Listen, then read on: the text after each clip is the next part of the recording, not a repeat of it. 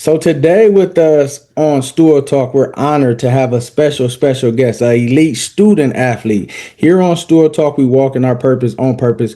But today's guest, she's balling in purpose. She's a great team player. Her coaches rave about her energy, her athleticism, and her just knowledge of the game. She's a flat out scorer and she defends as well. Great teammate, great smile. Her personality is just so warming that she makes everybody around her even better. Today we have with us the one, the only, Mrs. Shelby McCall. How you doing today? Hi, I'm good. How are you? I'm good. So when did this basketball thing start for you? How old were you when you first started playing? Was basketball your first sport? Well, when I was first born, my mom put a basketball in my hand and said, "This is the sport you will be playing." Okay. Did your mom play sports? Did your family people in your family play sports too, I imagine? Yes, my whole family plays sports. My mom played basketball for Stephen F. Austin State University. Oh, okay. So how is that with you having a mother that's played the game, so she knows a thing or two, but she's telling you she sees it. She sees some stuff that you might not see. How is that for other athletes whose parents might be their coach or have played with them taking criticism or even instruction? How is that? Like, at first, I saw it as, oh, she doesn't think I'm good enough. But now I just see she's just trying to help me look to the brighter side, look up and be better than how she was. Yeah. Do you feel like you nervous? Do you feel like you got shoes to fill? How is that part? No, not really, because basketball, I'll say, has gotten easier over the years for me. So, yeah, not really big shoes to fill. What do you love about basketball? Personally, I love the competition, going up one on one against somebody, locking them down on defense, and if they have a big head, just show them that they're not all that. Yeah. What does hard work mean to you? Because I have seen, heard about coaches saying about your hard work. What does that mean to you, and why do you make that important to put in the hard work? For me, hard work is more of having helping my body get better for harder environments. So Yeah. I always push myself to be the best I can be. So then when I'm in there and when I'm in that position in the future or when I'm in game situations, I just know, oh, I've practiced this, I'm ready for it. Yeah. When did you start to see your game excelling amongst your peers and you started to take off and you started to get recognition, you started to get better and you started to all the hard work started to pay off? When did you see that? I'll say when I was in fourth grade, I played for a church league called Upward, and a coach came up to me. He was the eighth grade team coach, and he said, "Hey, I want you and some of your teammates to play with us for the next games." So I went and played for that eighth grade team, and I saw us getting better. And also, when I was in seventh grade, we won the CCJBC championship, and that also excelled my level to a higher level. Hey, Love and Good, it's Shelby McCall. Our seventh grade basketball team won the South Region champion and the CCJBC champion. We're all so excited. Yeah. How what does family mean to you and how do their love, their support and them supporting you, how does that impact you? For me, family means security, meaning they always got your back. They're always there for you. If somebody's talking about you and you don't know about it, they keep their name. They keep your name out other people's mouths, and they make sure they know who they're talking about. Yeah. And did you play up varsity early than you were supposed to, or did you kind of go the different steps? Did you play varsity early? Yes, I was playing. I was on varsity as a freshman. I was a swing player. Yeah. So how was the transition from your freshman year to now, and even when you first started to go, and what was the difference for those who may be watching with varsity and wants to know how that is? I'll say varsity is a leap. It's like a leap of faith. You don't know what's there, but you just have to play up and not be afraid to try something new and try something that's different. Yeah. Have the Hillgrove fans always been that rowdy, that crump, that supportive, like that environment is hostile? Has it always been like that? Yeah, since my first game my freshman year to my last game this junior year, that Hillgrove crowd never changes. Yeah. And you'll be a senior next season? Yes, I will. Okay. How would you describe your performance and the growth this past school ball season? I'll say when I first started out this season, I was not doing too good. I was getting in my head a lot. And then it took a few talks with my coaches for me to say, hey, I got to get out of my head. I got to do this for my team. I got to stop thinking about me and help my team get as far as we can go. Yeah. What were some standout moments during this past season? Standout moments. I'll say at the Campbell game. I think you were there at the Campbell game where it was down to the wire. We were 40-40 for a good 30 minutes. Yeah. And Amaya, she dribbled in, drew two defenders, and kicked it out to me for the three-pointer. Man, that got the crowd hype. That got the bench hype. That got everybody hype. And I'll say that was the best standout moment. It definitely was, because me being on a baseline recording and getting footage, that's when it just really erupted. And I remember it was a time y'all point guard number 11 she had like light shoes too. She had got hurt, so she was coming back in, Gimpy, like showing courage and playing strong, because it was a physical game too. But that 3-point did bust it wide open, and that's when the fans started really going crazy. What was some of your biggest challenges this past season? I'll say for me, my biggest challenge was just staying locked in, staying focused. I got distracted a lot during the season, but towards the end, I got more focused from my team. Yeah. So what would you say to a young player who might struggle with getting distracted or not having their head on the way, said player is supposed to? What would you say to them? What words of encouragement would you give them? I'll say just get out your head and just watch film. Especially watch film, but just get out your head. Be confident in everything that you do. Yeah. So where did you learn about watching film? Because when I hear athletes say that y'all got the upper hand if you watching film and you studying, is that something that was taught to you? Is something you learned? When did you know the significance of watching film? It was something I was forced to like. I'll say, because I never liked watching film.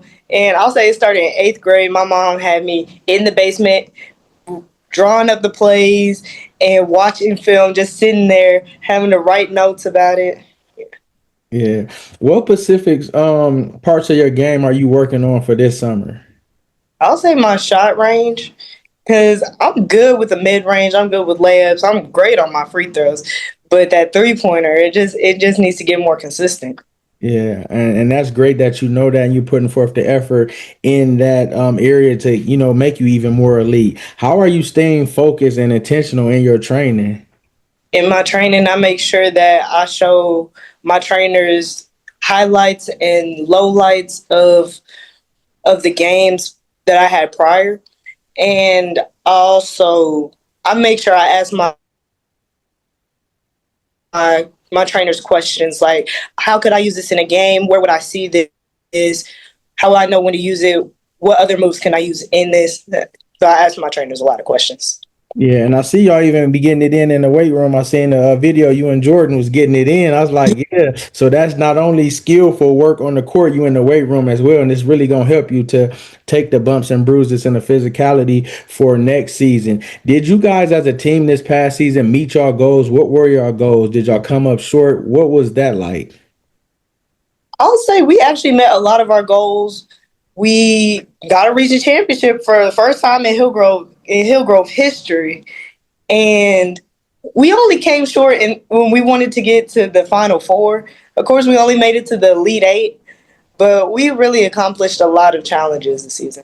Yeah, so what is going to be the goals for next season as far as you as a senior stepping into your senior season and even far as team wise as well? A second region championship, and I'll say getting farther than what we got this season. So we want to get to the Final Four or farther this season. Yeah. What is the difference for those that might not know for school ball and AAU in your opinion?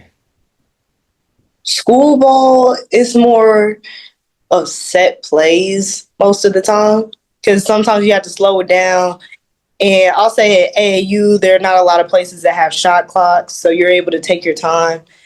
And also, AAU has a lot of fast breaks, and they're not as intentional about defense, but yeah, it's just a lot of fast breaks versus set plays.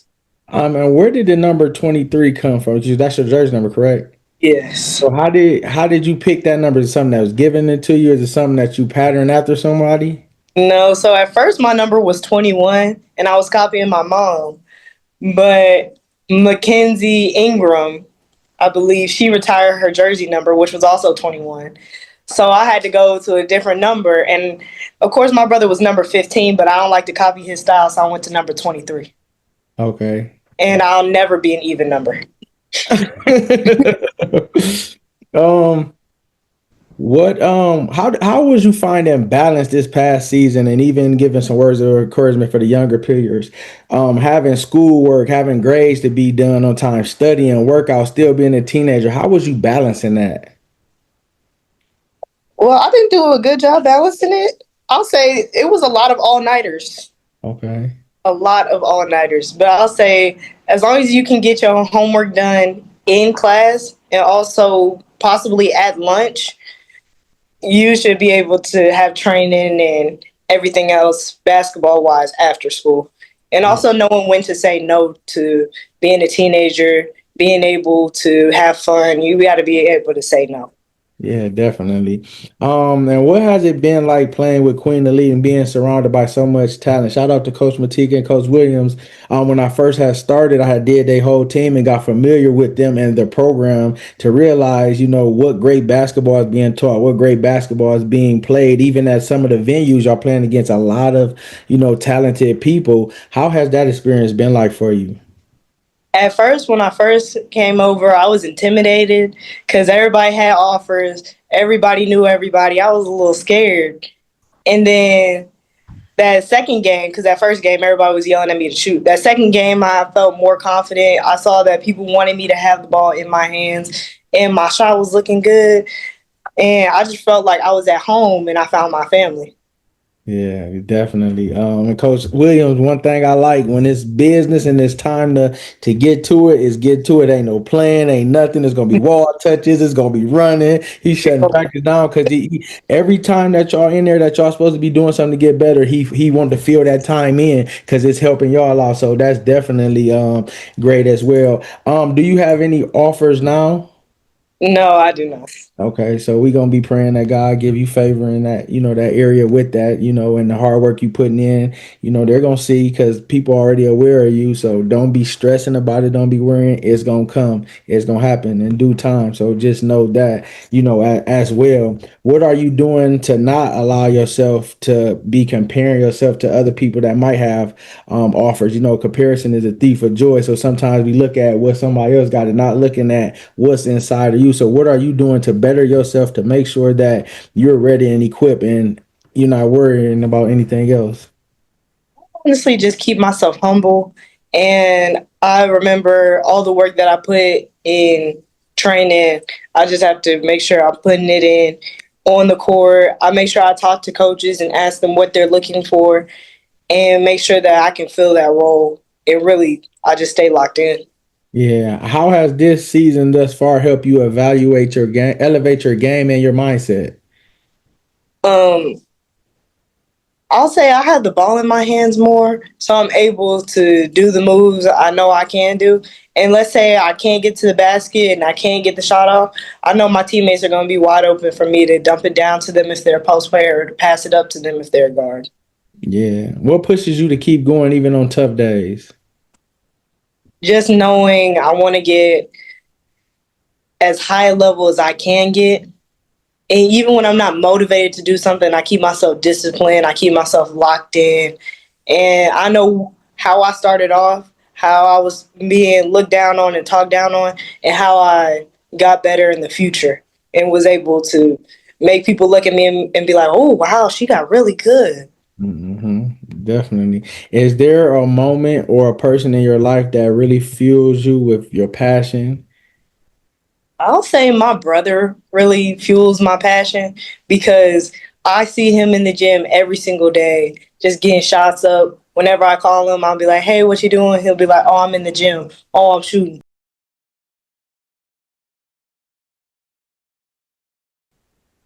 So, tell me a little bit about your brother. Where is he playing at? He plays at LaGrange College. He was a shooting guard. Now he's a point guard. Why did he motivate you and why do he inspire you? He really motivates me because every time I call him, he's always in the gym. He's always working out. He's trying to get better for his upcoming season so he can be in the spot he needs to be and play how he needs to play. Who win in a 1-on-1, 1v1 as y'all say? Who win in 1v1 if y'all play? Him Uh, every single time. What's one thing that he told you that sticks with you and you always hear that little voice inside of you? What's something that he said? When you go out there, kill him. Yeah. Do you be looking for him at the games when you see him? Do you really turn up extra? Because I know you got your mom on one hand, so when you see brother, is it like, oh, I really got to turn up? Yes, I get excited when I see him. Because I remember at the Cherokee game at the Elite Eight, he walked in a little while after my parents walked in, and there was just a biggest smile on my face. I was like, yes, my brother's here. Yeah, definitely, definitely. Shout out to your brother too. We got to get him on here as well. So you have something to see, and he can kind of tell you what to look for and what to, go for on what and what not to, as well. That's definitely. You mentioned about jerseys being retired at Hillgrove. Hillgrove has a legacy of people that played basketball. A lot of people over the years know. What did it mean to you to be a part of that? And what do you feel like you want your legacy to be when people look at you as the basketball player that played for Hillgrove? To be honest, for me, it's very exciting to be part of that legacy. In the first team to win region for Hillgrove, it was really it really, you can see in the pictures. I was excited. I was so happy, and it's just a different feeling that I never thought I would ever feel in my high school season. Yeah. Do you think you have what it takes to be one of the greats? Definitely. Okay. I like the confidence. You ain't pausing nothing. I love it. I love it. In your opinion, what makes you a different player from other players in your class and in your position? If I'm a coach and I'm looking at you, Shelby, what sets you apart from these other players? When I got Shelby on my team, what are you bringing to the table? Oh, I play lockdown defense. Nobody's getting by me. I move my feet every single time. I'm looking you in your eyes and say, you are not getting by me. You are not touching that paint. You might be able to pass it to your teammate, but you are not getting by me. Yeah, yeah. What makes you take the onus on defense to turn up like that? Most people like when I get the ball on offense, I'm doing that, but it seems like defense, you taking that same approach. Because as I said before, people think offense is all that. Oh, I can do all this on offense. Oh, I broke her ankles. I'm just like, you're not going to get by me. Yeah, you might make me move a little bit, but you're not going to get by me. Defense takes heart. Defense, I've always learned to lay my hat on defense because defense is a forgotten art. So I can take defense seriously. And that's what's gonna help y'all when y'all start to go to these other tournaments, the run for the roses, because y'all got several lockdown defenders on y'all team that really gets to it, like clamp type deal. So that's gonna be something to see when y'all frustrating teams and y'all playing them 94 feet and they can't get the ball off. Nah, it's a steal, passing, like that's gonna be real good. How do you stay true to yourself as an athlete and as an individual? As an athlete, I just remember what my number one goal is, and that's just to get as high on the leaderboard as I can get and just keep myself humble. Yeah, I have seen in doing my research, Psalms 3:6, was that one of your personal favorite scriptures? Yes, it was. Okay, what does that verse mean to you It personally and as a competitor? it just means that no matter how many people are against me, I know God has his hand on my shoulder. I know God is watching over me saying that is my child. And I know that God is with me at all aspects of my game. Even when I'm not playing basketball, he is with me at all times. Yeah, and what role does faith play in your life and in your game? It just reminds me that God is always with me. He's protecting me even when I'm not playing the sport, even after a big win or even after a big loss. He's always there with me and making sure that I remember that I'm his child. Yeah, and how do you stay grounded during the pressure and adversity with your faith? I pray about it. I just keep praying to God and I say, Lord, I need you to help me. This is a big situation. This is a big time for me. I need you to help me and I need to help my team. Yeah, and what would you say to another athlete? Because I find I work for the Fellowship of Christian Athletes, so a lot of times we talking to the different players, and they want to be able to walk with God, they want to know God, but they don't know how it looks, or they might be afraid. What would you say to that athlete who might want to get their relationship with God better? I would either say talk to your pastor, talk to an older family member who is of the Lord, or maybe I'll say probably join a Bible study group, even if it's just a whole bunch of kids who are trying to get themselves right with God. I would say just find a group of people that love God and can help you grow in the faith. Yeah. Um, Dang, that was great. That was great. What songs do you listen to before the game to get you hyped up? What's that go-to song? Or is it multiple?